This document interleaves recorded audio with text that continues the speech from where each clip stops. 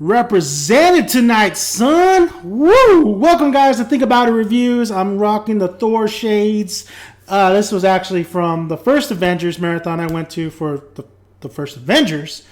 I lost the glasses I wore tonight. But all in all, I watched this film in 3D. I went to a double feature. Got me some good popcorn. Got me some good drink. Saw that Star Wars trailer. Amazing. But yeah. Welcome to Think About It Reviews. And I gotta say, if you don't know by now, I hate 3D. 3D does nothing for me. This film, you do not have to watch this film in 3D. You could watch it in standard 2D, people. 2D. Or actually 4D. Try 4D. That'd be pretty awesome. Or IMAX. I recommend that. Now, let's get right into it. Did I absolutely love this movie?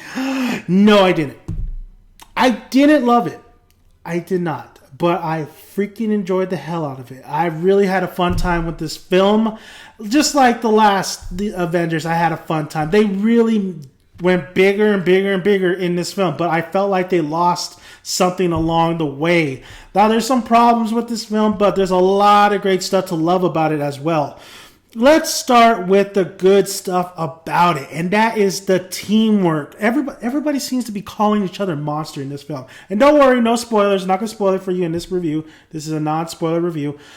The teamwork in this film was great. I'm also talking about combos and attack-wise combat. Action sequences were great, but the combos that these characters, it felt like a video game. It felt like I could control Captain America, have his shield go up, and have one of the other Avengers really do some badass combo. Great stuff. Hulk versus Hulkbuster was the highlight of this film. That was a badass scene. There was no disappointment whatsoever on that scene. Well, maybe a little disappointment. I'll talk about that in my spoiler review. Gotta say though, also the chemistry between all the characters and them on their downtime and them, we get to see some of the backstories of most of these characters and where they've been and where they're at. And that really plays a huge role in this film. And I gotta say, I really enjoyed it. You just find out Black Widow's backstory, Cap still dealing with, being the Capsicle. Iron Man has some demons within himself as well, especially with Thor hinting at maybe future things to come. Very good stuff. I mean, it was pretty cool. Pretty cool, man. Pretty cool. But I absolutely love Robert Downey Jr. and Mark Ruffalo's relationship. I love those mad scientists, man. I love these brothers, bro. These two just have great chemistry together. I love watching them act with one another, bounce stuff with one another, and do stuff with. Wait, no, that came out wrong. I like when they were on screen. I really enjoyed everything they had to do with it when they were talking to each other. They just have great chemistry. They're mad scientists. There's also some new members on here. We got Quicksilver and we got Scarlet Witch. I love Elizabeth Olsen. Oh, she's kept on looking at my friend like, you see, Scarlett Johansson. I mean, you see Elizabeth Olsen too. There's some shots in here. Just saying. Like I said, the action sequences are really well done. Every action set piece is really great. It's something new I haven't really seen before. Some stuff I have seen, but it really does go bigger and beyond. Definitely felt like a comic book straight off the page, especially in the opening scene where it just like brings you right into it. Pacing wise, I didn't have a problem with the pacing, honestly. Yeah, sometimes maybe it lagged a little bit, but overall, the pacing I didn't have a problem with. I never felt tired. I never felt bored. I always felt like, sometimes the exposition and the stuff they had to do was a little bit boring and tiresome. They could have cut some footage down, but you have so many characters. Like, where do you start? And that's maybe also somewhat the problem with so many characters, but it's not Spider-Man 3 or anything. It does feel a little bit overcrowded sometimes, especially with some characters you want more shine you don't necessarily get, especially with some of these newer characters. Now let's get into Scarlet Witch and Quicksilver. I'm going to let you know right now, X-Men Days of Future Past Quicksilver is better. It's better, but does that mean this Quicksilver is not good?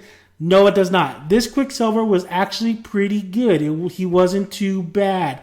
However, the downfall is we don't get to. It felt like these two characters, Quicksilver and Scarlet Witch, didn't. They're definitely a plot device, but they didn't necessarily need to be in this film. They didn't need to be in this film.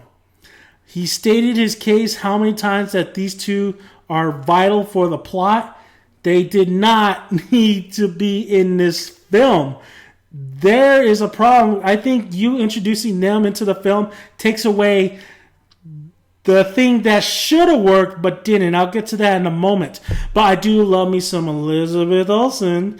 It was kind of creepy though, seeing that these two were a little bit, touchy-feely quite a bit. And if you know your comics, you know exactly that one particular comic where you're like, wow. And you know what is strange thing is I know they're known as the enhancements or whatever. The enhancements, the specials. You know, they have so many different names. They can't use mutants. They're mutants, but for some reason they didn't feel like mutants in this movie. I never felt like they were part of the X-Men universe. Oh, excuse me. I almost choked on popcorn a little bit. It felt like, since we see the Vision, we see Iron Man, we see Thor, we see all these people with powers, godlike powers. These two, there wasn't necessarily anything that was really special about them. I mean, they didn't feel like X-Men characters. They felt like people with just powers. So it was interesting. I tried to, I was like, I say X-Men should stay at Fox. I think, just don't overcrowd it. I don't think all rights should go back to Marvel Studios. But it would have been nice to have some references, or at least, I could see Wolverine in this thing so bad. But it is what it is. Like I said, these two, I don't necessarily think they should have been here. I think I'll talk more about it in my spoiler review. But they definitely felt like a plot device, and there were some things that I was like, come on, really? Really? I mean, you could have ended it right there, and get my meaning on that. Let's get down to Ultron, the big bad baddie himself.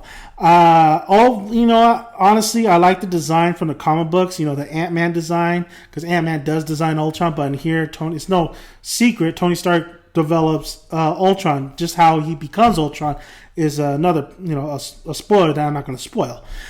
However, I do like Ultron's look, but like I said, I like the comics look a little bit better, even though it is kind of generic and there's nothing really to it.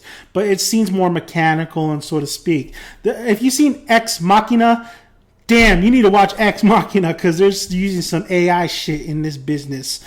Ultron, man, I love James Spader's voice. I don't like him, but I thought his voice was perfect for Ultron. However, it was an interesting approach to Ultron. He had personality, it's all good. I mean, I would love my villain to have personality. However, there was nothing menacing to Ultron. Let me say this again. There was nothing menacing to Ultron. I never felt frightened. I never felt scared. I never felt intimidated. You'll get that when you watch Ultron's personality, so to speak. And it's a shame. This was supposed to be the biggest bad, villain before Thanos, and I didn't get that. I don't think the audience got that. I think a lot of people were a little bit disappointed. I looked at my friend like, what do you think? Yeah. So, I mean, such wasted potential there. Maybe, no, it's wasted potential. I don't necessarily. Ultron just disappointed me. I think that was the biggest disappointment in this film was Ultron. I just wish for a big bad villain. I didn't get it. I got a child. I got a Pinocchio. Overall, though, this film was great. The relationship between Scarlett Johansson and Mark Ruffalo, it was weird. It's definitely something I haven't seen in the comics or anything done before. I don't know if it's good or bad. You guys gonna have to watch and make a case for yourself. I'm neutral about it, honestly. I'm neutral about it. There is characters that shine. Cap does his thing. I think they did Captain Justice in this film. He definitely is. After Winter Soldier, I think he's starting to become such a fan favorite, and Chris Evans has done a phenomenal job at that. Also with Hawkeye, Jeremy Renner, he gets his due in this film, and there's a lot of things that you learn from Hawkeye. Thought that was great that Jeremy Renner finally gets the shine he deserves. And even Scarlett Johansson, you get a little bit more of the doors opening, and I thought that was great in her character as well. I really think this movie didn't work for necessarily because of maybe a lot of things just going on. There's just too much. There's just too much a little bit. It did feel a little overcrowded. It definitely felt like they needed a villain, which we don't get, honestly. But I still had a fun time. I had a super fun time. It's great to see about these characters, how much they've grown and how much chemistry they have and how much, they're friends. It seems that you honestly think that they're all friends. It's great to see Tony, the conflict between, inside and outside. The action sequences are great, but I think it is time for Jose Whedon to pass that torch along. I don't know if it was 3D glasses or not, but it seemed like some of those fight scenes are just too damn close up, and it just seemed too shaky. That was for the first Avengers too. When I watched the first one, I was like, I think it was a 3D glasses because I don't remember it being that shaky and so close up, but maybe not. But yeah, I think it is time for Jose Whedon to move on and give it to what are they named? The brothers. I can't remember the name right now. But Jose Whedon, thank you. I mean, it was fun. It was a fun time. It definitely is a blockbuster. It's definitely a movie you guys need to check out. And just judge for yourself. I know a lot of people are going to love this movie. I know a lot of people are going to have problems with it, like me, but still love it. And I'm not just bashing on. It's not Marvel and DC. It's just watching a film. And I watched the film and I came out and saying, hey, that was a really damn fun movie. But there were some things that were, going on. But yeah, it definitely was a fun time. So thank you guys for listening. I highly recommend you watch this. Of course, you're going to go watch it. So that's just really my thoughts on it. And subscribe, let me know your thoughts. That's it. Just let me know your thoughts and watch my spoiler review. I think that's it. That's it. Are we done? All right. Yes. I don't like being here. No. Grab a tick. Grab a seat. Well, try to find a seat. Get some good popcorn to eat. See you at the cinema, guys.